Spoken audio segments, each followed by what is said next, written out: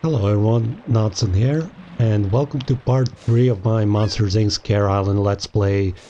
In the last part we went through the second and third level of the city area. We did the downtown and the docks levels. In this area we will do the fourth level, the marketplace. We'll get the bronze medal in it, and it will finally unlock the trampoline so that we can actually do 100% completion in the city levels, so that we can get the silver and gold medal.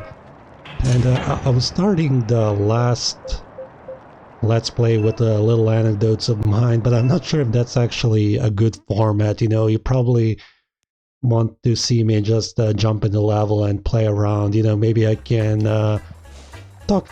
I can mention the anecdotes and all during the gameplay, but I do kind of get off track with the story, so I'll try my best. And here we are in the marketplace area. For some reason this level just wasn't one of my favorites when I was a kid. I always found it a chore to play. I'm not sure why. I think it is because it's easy to get lost in the air, in the level. Everything kind of looks the same. Everything is kind of similar, and it's easy to get lost. Like where is how do I get the? When you get that bronze medal, it opens up the door to exit out of the level, and I would have trouble just circling back so that I can actually exit out of the level. And I think the game designers did realize that, because it has some arrow keys pointing in the right direction. Like you see that yellow arrow key up there, so I suppose the game designers did kind of have some sense that it's not the best designed level. I'm not sure. Maybe I'm wrong. Maybe it's a great level. I'm just hating on it for no reason. But it's an alright level. I mean, it seems to be like some kind of Chinatown as well. Like I'm not sure why it's called the marketplace when it's really a Chinatown area. So yeah, there's another arrow key pointing there, another arrow key pointing here. So yeah, it's kind of like, I suppose it does give direction. Let's follow the arrow keys and hopefully we don't get lost. I don't think I will. Alright, let's try not to... It's funny, like, this enemy killed me in the first part. I was so surprised.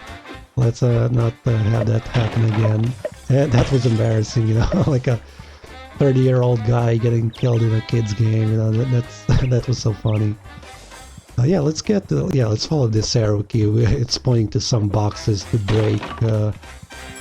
Yay, more extra lives. Yeah, let's get these boxes. Oh, alright, let's get... Yeah, so yeah, let's see what's up here. These little shadows, they indicate that something is above us, and it's actually red ooze, which is great. Platform games, sometimes you have to rely on the shadows above you or below you. See, when I'm jumping, I see the shadow of my character below me, and I know that in a lot of platform games that shadow below your character helps you make some jumps, helps you be more accurate with the jumps and just to not over jump or under jump something. So it's always useful in the platform games to have that little shadow below your character following you. Hopefully it made sense there. And here we are in a little sewer area. Shout out to the Drain Gang. I don't know if you listen to their music. If you do, then you know what I'm talking about. If not, you can look them up. They make some great music. I really like Blade as an artist. But yeah, that's very off topic and random. But the sewers is a reference to them. Here we have another monster token to pick up. We have a bag of calories, as they call it in this game, but our health is full, so we don't need it. So yeah, this is definitely a China area. If it wasn't clear before, I suppose like this area just proves it more. We have a little tricky platforming here. We have some flying carpets, and we actually have to move the carpets around by hitting the bongs here. And there is no real pattern that you have to hit them with. You just have to smack them a couple of times. Smack them until they fall, I'm not sure if you actually have to make them fall. Holy shit, did that actually take a health away? That's crazy. Alright, we hit the bongs. Let's hit... Yeah, I don't think there is a use with making them fall apart from taking a health bar away from you and getting an extra life. So yeah, let's get this monster token, and we have a nerve to scare here.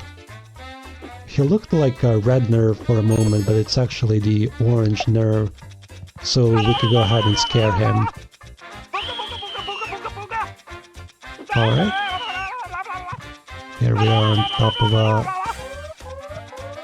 statue scaring the nerve, and will that earn us, yeah, that will earn us a bronze medal. That's awesome. So I don't think we can actually do that much more in this level. I will see if we missed anything, some monster tokens or some ooze on the way back, but I think that's pretty much it for this level. This part may actually be a little shorter because we'll just do this level and we'll just do this level and we'll do the race with Randall, and then yeah, I'm not sure if I should how I like to do it before is I would get is something hiding here? Nope, I guess not. How I like to do it before is I would get the bronze level in all the 4 levels of all the areas, like get the 4 bronze medals in the city area, in the desert area, and in the snow area, and then I would return to the city area to get the 100% completion with the trampoline unlocked. But maybe we could maybe after I do the I'm not sure why I decided to do the platforming here above water. That's a little more risky, but we did it. Yeah, I think I will get the bronze medal in all the 4 levels of the city, desert and snow area, and then we will do the... Then we will do 100% completion. I think that's a good idea and a good way to go about it. I mean, that's the way I was doing it as a kid. Should work out well for a Let's Play, and it's nice to show the different levels as well, the different areas. I'm looking forward to it. After the city area comes the desert area, and yeah, here it congratulates us on beating the city levels, getting the bronze medals, and we got the trampoline unlocked, and we will actually use the trampoline for the first time in this race area with Randall. We have to beat Randall in the race, and we have to collect at least 75 tokens on the way, so that'll be fun. Let's go.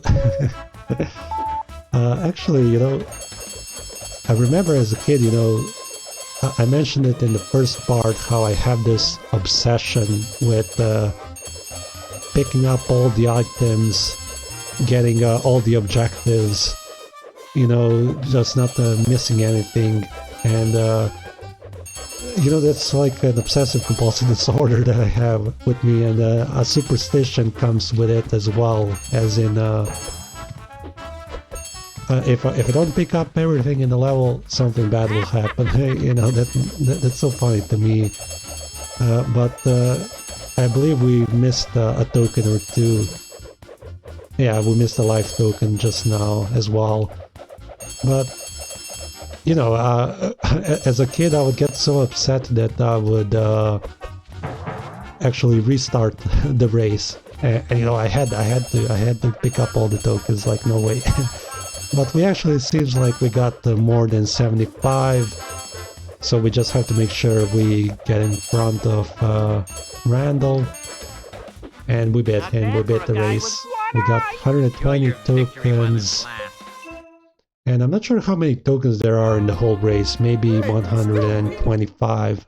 I'm not sure. Maybe 125, I'm not sure. So maybe we missed like 5 monster tokens, and we missed an extra life, you know, that's alright.